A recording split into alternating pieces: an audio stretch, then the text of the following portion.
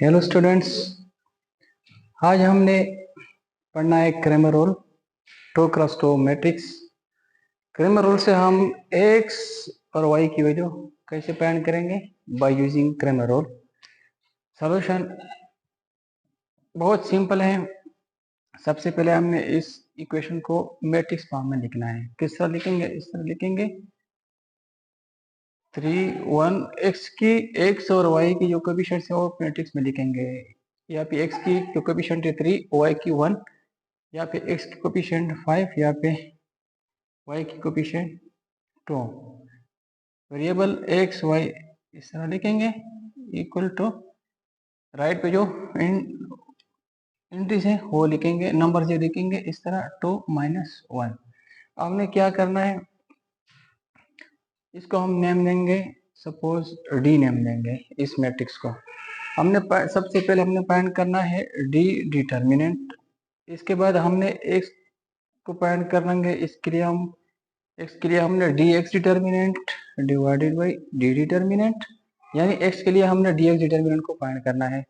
y के लिए D y determinant divided by D determinant, z के लिए हमने D z determinant divided by D determinant. हमने सबसे पहले डी डिटर्मिनेंट को फाइंड करना है। D D determinant 3 1 5 2, D determinant 3 2 6 -5 1 5। आप इन दोनों को मल्टीप्लाई करेंगे माइनस, फिर आप इन दोनों को मल्टीप्लाई करेंगे 6 -5 1। हमारे पास डी डिटर्मिनेंट 1 आ गई। इसके बाद हमने क्या फाइंड करना है? इसके बाद हमने फाइंड करना है डी एक्स डिटर्मिनेंट को हमने फाइंड करना है। डी एक्स डिटर्मिनेंट को फाइंड करने के लिए इस कॉलम को इसी फर्स्ट कॉलम से रिप्लेस करेंगे, इसी से रिप्लेस करेंगे। इसी कॉलम को हमें इसी से रिप्लेस करना है। 2 -1 2 -1 यहाँ पे रिप्लेस करेंगे। 1 2 1 2, इसको हमने डिटर्मिनेंट फाइंड करना है। 2 2 4, 2 multiplied by 2 4 -1 multiply by 1 -1, 4 minus minus plus 1 equal to 5। हमारे पास D x determinant equal to 5। अब हमने क्या फाइंड करना है? x को फाइंड करना है। D x determinant divided by D determinant.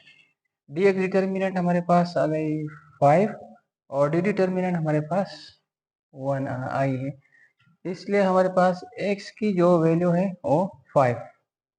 अब हमने फाइंड करना है,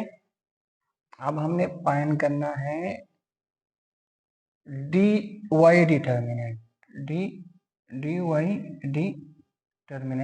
डी वाई डिटर्मिनेंट को फाइंड करने के लिए इस बार इसी कॉलम को इस सेकंड कॉलम से रिप्लेस करेंगे, इसी से रिप्लेस करेंगे।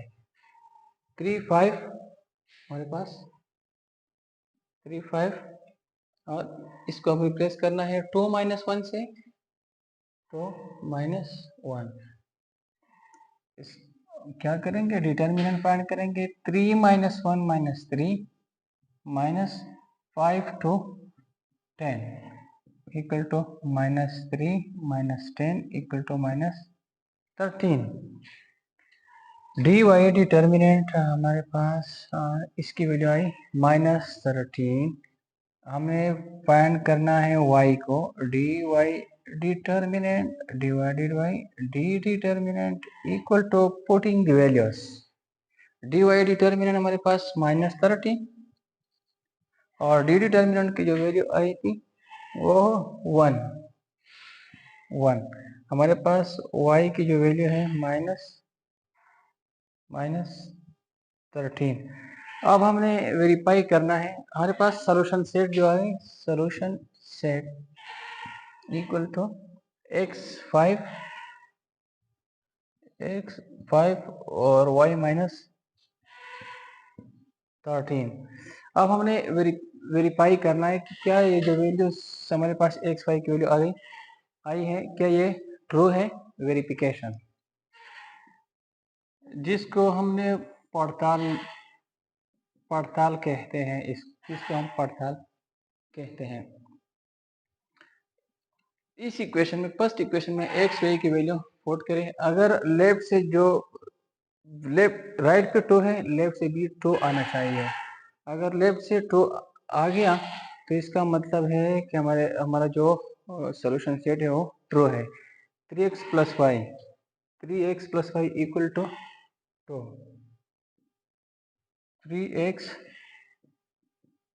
plus y equal to 2. Putting the values in the left hand side, 3x की वैल्यू हमारे पास आई है 5, x की वैल्यू हमारे पास आई है 5 प्लस y की जो वैल्यू आई है वो कितनी आई है, वो -13 आई है।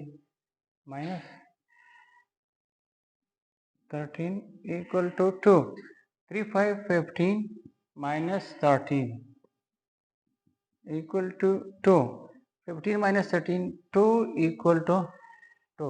इसका मतलब है कि हमने जो एक्स वाई की जो वैल्यू फाइंड की है वो ट्रू है।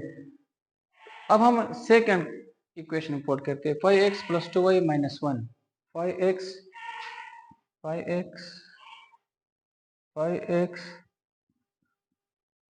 Plus 2y equal to minus 1, 5x 5 x की वैल्यू पुट करें, x की वैल्यू 5 प्लस 2, y की वैल्यू पुट करें -13 equal to -1, 5 5 25 minus 2 13 26 equal to -1, तो 25 माइनस 26 -1 इक्वल टू -1। वेरीफाइड, हमने जो x और y की वैल्यू फाइंड की है वो ट्रू है, हमने इसको वेरीफाई किया। कल स्टूडेंट हम पढ़ेंगे Cramer rule with 3x3 matrix. आज के लिए काफ़ी है, थैंक यू।